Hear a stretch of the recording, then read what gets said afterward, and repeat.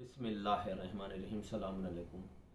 جو لوگ مسلمان کے نام پر مسلمانوں کا قتل عام کر رہے ہیں اور اپنے کو اسلامک کہہ رہے ہیں، بے گناہوں کا قتل کر رہے ہیں اور کہہ رہے ہیں ہم اسلامک ہیں اور ہم اللہ کی راہ میں جہاد کر رہے ہیں، تو کیا اللہ نے ایسے ہی جہاد کو کہا ہے؟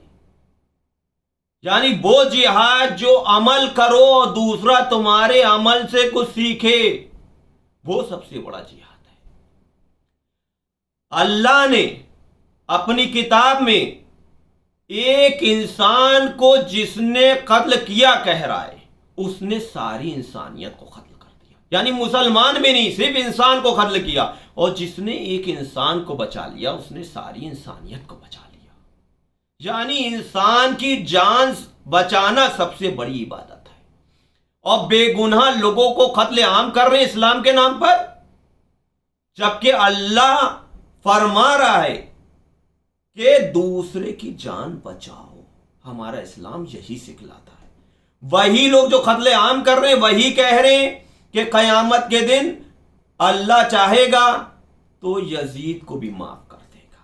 یعنی ہمارا گناہ کیا ہے؟ وہ تو یزید کو بھی جس دن چاہے گا معاف کر دے گا اس دن، کیونکہ وہ قیامت کے دن کا مالک ہے۔ تو جس کو چاہے معاف کر دے، جس کی چاہے سزا کرے۔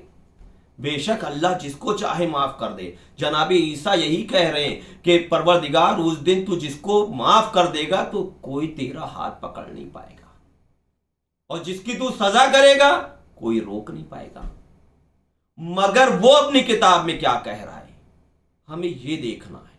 جو لوگ کہہ رہے ہیں یزید معاف کر دیا جائے گا، تو اس کی آیتیں کیا کہہ رہی ہیں؟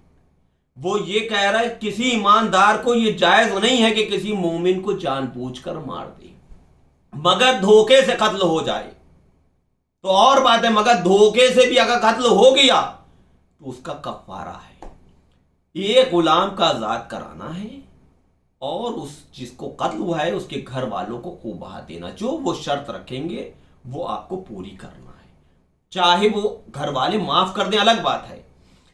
اور اگر قاتل مومن ہو اور جس کا قتل ہوا ہے ان لوگوں میں سے دشمن ہو مومن کا، اگر اس کو قتل کر دیا جائے تو اللہ کہہ رہا ہے کہ تب بھی تمہیں کفارہ دینا ہے۔ اور اگر قاتل مومن ہے اور قتل جس کا ہوا ہے وہ کافر ہے، اس سے عہد و پیمان ہو گیا ہو کہ تم ہمیں قتل نہیں کرو گے، ہم تمہیں قتل نہیں کریں گے، اگر انجانے میں بھی اس کافر کا قتل ہو جائے تو اسلام کہہ رہا، اللہ کہہ رہا ہے کہ تمہیں کفارہ دینا ہے، ایک غلام کا آزاد کرو اور اس کافر کے گھر والوں کو خون بہا دینا ہے، اگر دھوکے سے قتل کیا، جان بوجھ کے نہیں۔